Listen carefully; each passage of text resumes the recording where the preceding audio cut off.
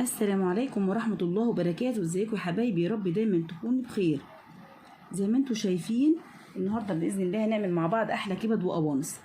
بصوا بسم الله ما شاء الله، القوانص والكبد مغسوله ومتنضفه و100 فل و14. هناخد القوانص ونقطعها صغير عشان خاطر على القطاعه كده، عشان القوانص ما بتستحملش، يعني بتاخد وقت في السوا، والكبده ما بتستحملش، فقطعها تقطيعه كبيره. تمام، زي ما احنا متعودين مع بعض لما بنعمل طواجن الفريك او الكبد والقوانص، سواء اللي هي في الحله الواحده مع الرز البسمتي، او سواء انا بعملها كده، بقطعها في قوانص صغير كده عشان بتاخد سوا، فعشان خاطر تستوي بسرعه بقطعها صغير، والكبد بقطعها كبير عشان ما تتهريش. تمام، وبرده بحط دي لوحديها زي ما انتم شايفين، ودي لوحدها. يعني القلوب هتلاقيني محططاها ازاي، القلوب مقطعاها وحطاها مع القوانص، والكبد لوحدها. ليه؟ لان انا بحط القوانص الاول تستوي شويه نص سوا قبل ما ادخل الكبده، لان قلنا الكبده بتتهري فهتستوي لو حطيناهم مع بعض هتستوي. وبص الاقي القوانص لسه نيه.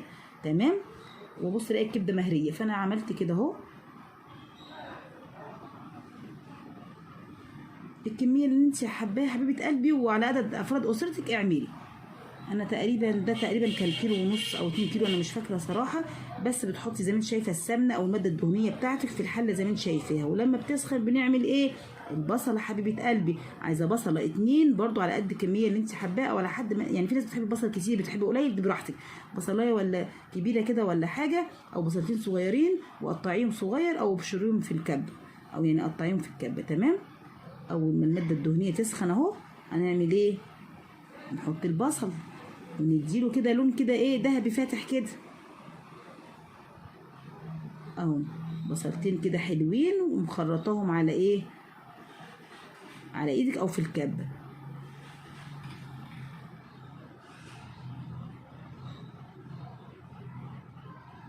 اول ما ياخد اللون الذهبي كده نقول بقى نحط ايه، شايفين؟ نحط القوانص بقى دلوقتي. شايفين القوانص؟ بس الكبده لسه على جنب، القوانص متقطعه صغير زي ما قلنا، وتشوحيهم كده اهوت مع البصله وايه، ونغطيهم يستووا بقى نص سوا ولا حاجه. تمام، عايزه تحطي دلوقتي الفلفل الاسمر حطي، بلاش الملح خليه في الاخر شويه. فانا دلوقتي ساعات بحط فلفل اسمر وساعات ما بحطش الا ايه اما بحط الكبده. فدلوقتي انا مش هحط حاجه خالص الا لما تستوي من نص سوا كده. بصوا تلاقيها بقى، بصوا حبيت اوريكم المراحل بتاعتها بقى، بتنزل ميتها زي ما انتم شايفين، ميه البصل بقى، يعني البصل طبعا خضار فبينزل ميته. هنحط بقى دلوقتي شويه فلفل كده زي ما انتم شايفين،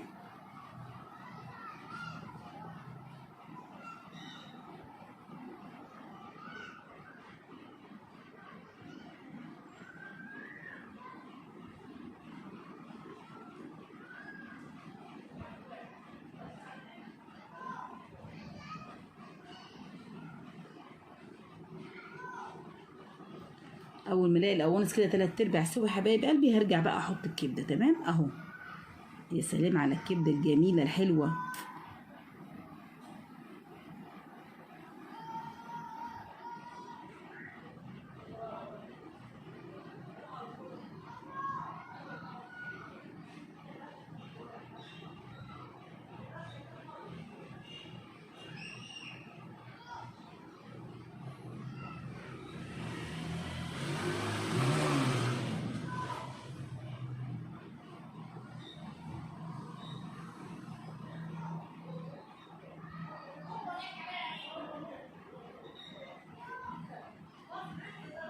نحط بقى يا حبايب قلبي بقى شويه ملح، ما كنتش حطيت خالص ملح طبعا، فهنحط ملح ونظبط ملحنا.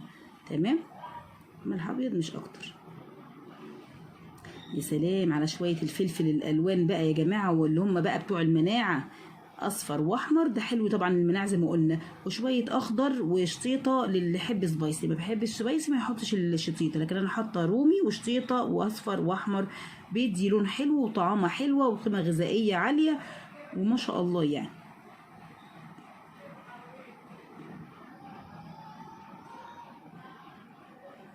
طالما حاطين الفلفل دقيقتين كده ولا 3 وهنقفل، لان احنا مش عايزينه يتهري، عايزينه بقى ايه، بلونه بطعمه بشكله. بسم الله ما شاء الله زي ما انتم شايفين كده.